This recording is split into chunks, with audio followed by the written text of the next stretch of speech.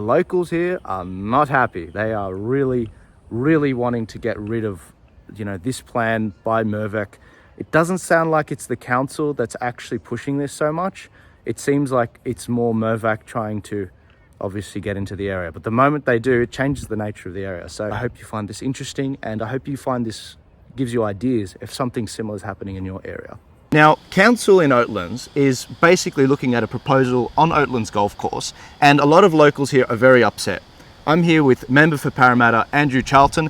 Andrew and I probably don't agree on 90% of things, I'm sure you'd agree.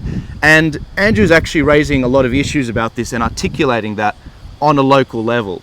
Now, Andrew, this is an excellent example of how to really weaponize people power into results. What is the nature of this particular development, and what are the concerns you're hearing from the community about it? Well, you're right. People are really angry about the development behind us, and I'm sure lots of people watching this have seen examples of terrible development in their own backyards, in their own suburbs, and this is one of the worst. We're here in Oatlands. It's a suburb that's known for its low-rise houses, 1-storey, 2-storey, and the proposal from the golf course to put up 8 stories in a series of buildings that will completely change the character of this area. And local residents who moved here because they like the area, because they like the way it feels, because they brought up their families here, they're angry about it, and you can see why. Just as an additional aspect, I come from a property development aspect. So I'm not anti-property developer. My dad was a property developer, God rest his soul. And this particular development is going to set a precedent for the area. And this is something we're seeing around Sydney. How can people stop this in this area, but also articulate those problems in their areas, whatever the problem is that comes up? Well, I think one of the things people are angry about in relation to this development is none of the residents here are allowed to build more than 2 stories. None of them are able to sell their homes or develop their properties more than 2 stories. And yet right here behind us, there's 8 stories going up on the golf course. And that's I think, really a real kind of piece of hypocrisy about this development that has got people really angry. But this is about people power. You can stop these types of developments if the community comes together and speaks with one voice around it. And so the way to do that is to get into the development application, which for those of you who live nearby here is Parramatta Council. Find this development application and go in and lodge an objection. And lodge an objection that speaks to why this type of development is so disadvantageous for you.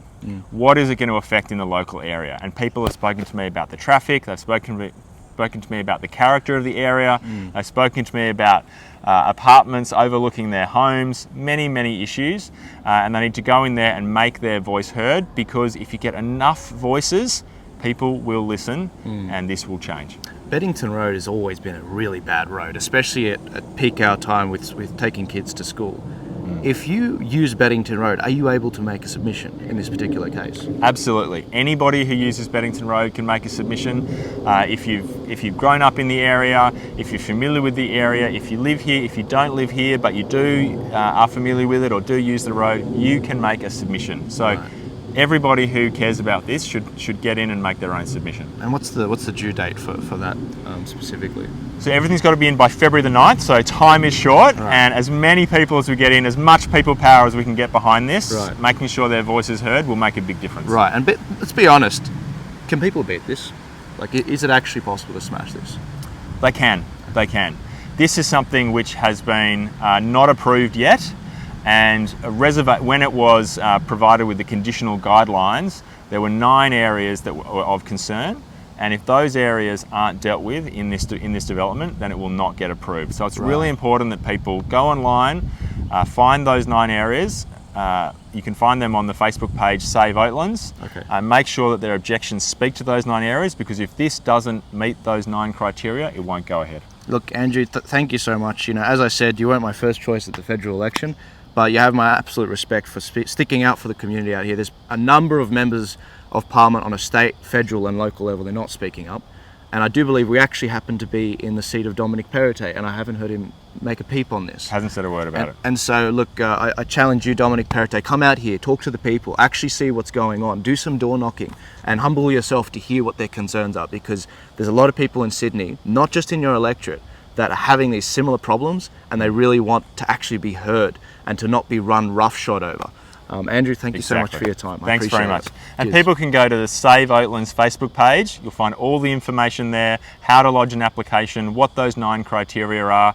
Go to Save Oatlands in Facebook and you'll find all the information there. Beautiful. Thanks for your time. Thank you. Cheers. Appreciate it. I'm here with a local. I just finished that interview with Andrew Charlton, and I thought, wow, this is an awesome opportunity to actually show you this is someone who actually didn't vote for Andrew Charlton and is probably more on the conservative side of politics like me. And he also has a major problem with this. So talk to me. Tell me what's going on, and what's the issue with this development?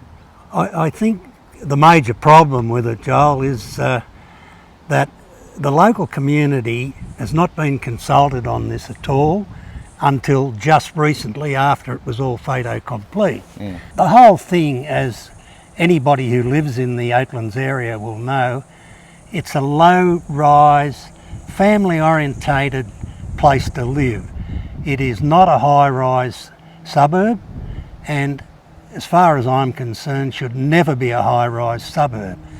There are very few suburbs such as this around the Parramatta area that are green with a fair bit of open space. Should this development be allowed to go ahead, it'll set a precedent for other future developers to come in and turn it into an absolute catastrophe by putting up other high rises. There's 2 trees up there. Yeah, you can look over it. It'll pick up the audio. Yes, those 2 trees there, the one building alone, which is 8 stories, its vision from here, it will be slightly above the top of those 2 trees. Right there. Yeah. And there's another one off to the left of that, Right. which is 6 stories, will also be hugely visible. Probably one of the worst impacts also is round the other side of Niblick Crescent. They are going to cop it terribly. Mirvac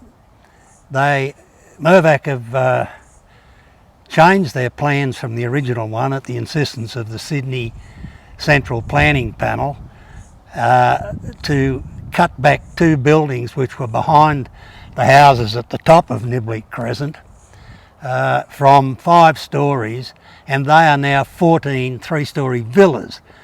The problem with those are that they will be looking directly over the fences into the backyards of the people who live at the top of Niblick Crescent.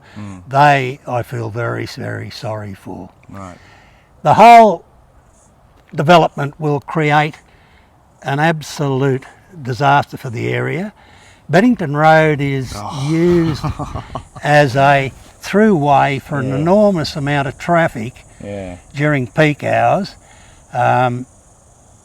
It handles traffic from suburbs all as far away as Castle Hill who need to get to the M2 or down onto Silverwater Road and Parramatta Road. At peak hour in the morning and afternoon, it is impossible to get out of half these streets without sitting there and waiting. This will further exacerbate that problem. Also, I think one of the other major problems, and I can foresee a disaster happening, is during the construction phase. They will have these huge trucks coming out, turning onto Beddington Road. Now, as everybody around here knows, Beddington Road is only a 2-lane road. It's not big enough. It's not big enough to have one side not by wide side. enough. Even with the car parked, you have to move out and get slightly over the double white lines to go past. So you can imagine what the trucks will be like, not to mention them holding up the traffic all the time. Now, Mirvac supplied a traffic survey which was done at the height of COVID. The whole thing was a complete and utter joke. The figures they came out with are unbelievable. And a rather interesting fact, I happened to drive past, there was a guy doing the traffic survey up on the roundabout at the entrance to the golf club. I drove past and he was sitting there fast asleep. So one doubts the veracity of the traffic survey.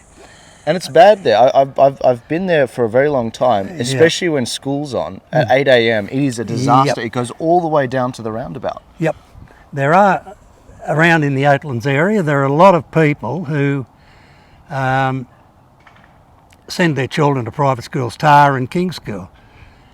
It took one guy who put in the submission, he put it in his submission, he was driving his grandson to King's School, and it took him 40 minutes to get from the roundabout at the golf club to the gates at King's School. I believe it. That's indicative of the sort of traffic you get during peak hours. So That's right. That's right. they're my major concerns. I mean, the whole thing is just completely out of character with this Oatlands area. Yeah. And I think it's going to destroy it. The infrastructure is just not here to handle it. For instance, the shops down here. It's a little village shopping centre. Fabulous for us, always has been, it's handy. We always shop there.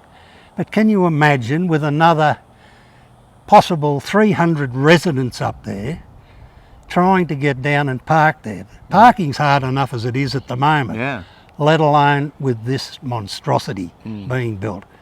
I mean, the whole thing has been done under a cloud of secrecy. The golf club board really ought to be hung, drawn and quartered for the way they've approached this. They did not consult anybody. I just think the whole thing is an absolute disgrace. Tell me, if I was Mirvac and I was the golf course, I'd say, no, look, we're doing public consulting and we've opened the golf club and, we're making sure people get the information they need. What would you say to them? It is only just recently that Mirvac have employed a public relations company called Urbis to have consultations with the local residents. They had 2 sessions, one last Monday and one last Tuesday, which I didn't attend because all I'd have done is make a fool of myself by abusing them. But I understand all it was a sell. Anybody think they were trying to sell the local residents the properties that they're going to be built there. A complete and utter waste of time in the opinion of anybody I've spoken to that did attend it. But apart from that, that was about it. Sure. Thank you so much. You're a local, you know what's going on, and you're very informed on this topic. I appreciate your time. Yeah, not a problem, Joe. Thank you. They are really upset with this development.